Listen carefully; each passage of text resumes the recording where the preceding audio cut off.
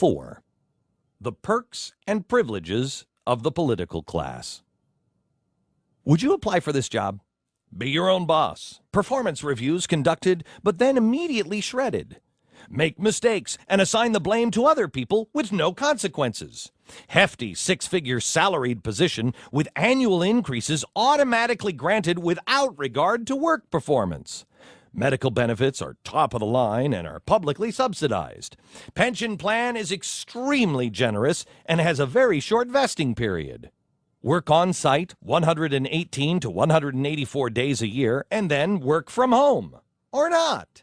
Travel the world and attend elaborate cocktail parties, all for free. Regularly meet people who think you're personally revolting and professionally inept, but are forced to call you sir or madam out of sheer fear. If the job of a congressman were described candidly and truthfully, only 2 types of people would ever apply. Jimmy Stewart's idealist Mr. Smith, or a grifter.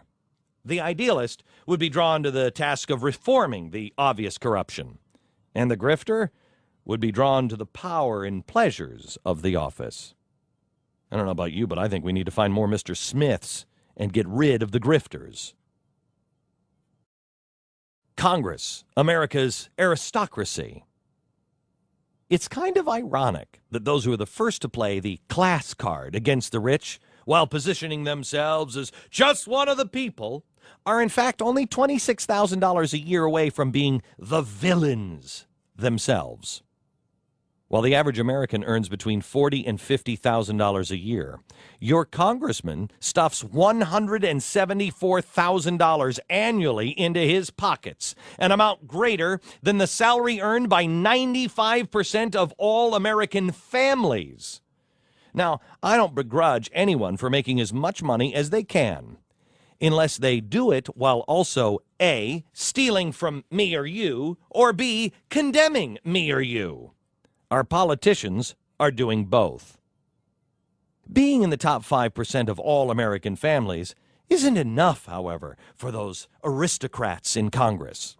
They also provide themselves with perks like subsidized gym memberships, free parking at Reagan National Airport and on Capitol Hill, plus their own cafeterias where members can eat without being bothered by the unwashed masses they purport to serve. All of that creates a bubble around our representatives that makes it hard for them to understand what life is really like across America.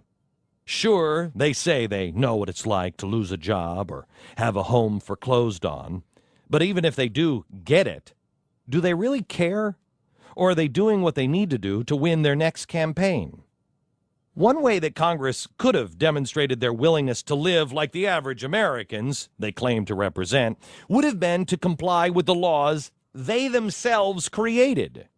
In an astounding case of do as I say and not as I do, it wasn't until 1995 that Congress was forced to fully adhere to these federal laws.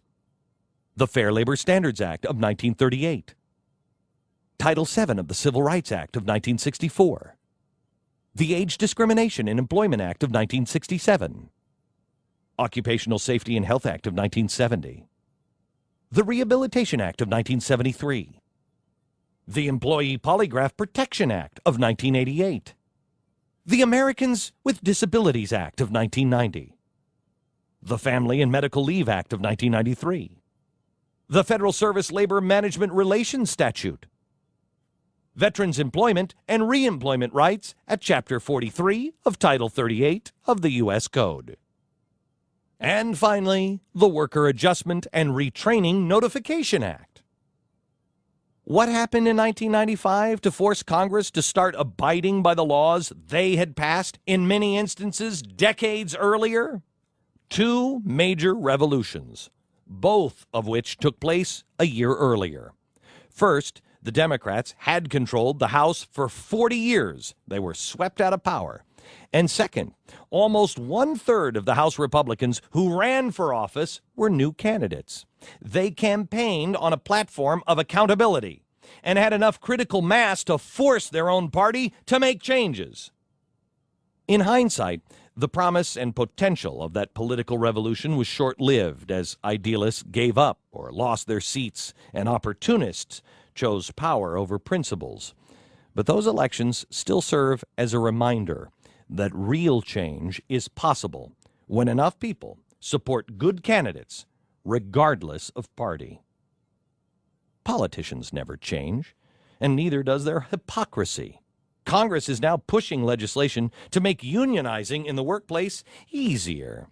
Meanwhile, their legislative staffs remain union-free. They seek to destroy the secret ballot for you and me while preserving it for themselves in their closed-door caucuses. Is it possible that they don't want to live under these rules because they know they'll impact their ability to do their jobs effectively? Or maybe it's just that they don't want to deal with all of those union rules, regulations, and bureaucracy. Whatever it is, they seem to have no hesitation about imposing that workplace lifestyle on the rest of us. When it comes to education, many politicians send their children to the best private or charter schools while blocking programs that would allow others to do the same. James Madison would have been appalled at the double standards we've created. Congress can make no law which will not have its full operation on themselves and their friends, as well as on the great mass of the society. This has always been deemed one of the strongest bonds by which human policy can connect the rulers and the people together. It creates between them that communion of interests and sympathy of sentiments, of which few governments have furnished examples, but without which every government degenerates into tyranny. If this spirit shall ever be so far debased as to tolerate a law not obligatory on the legislature as well as on the people will be prepared to tolerate anything but liberty.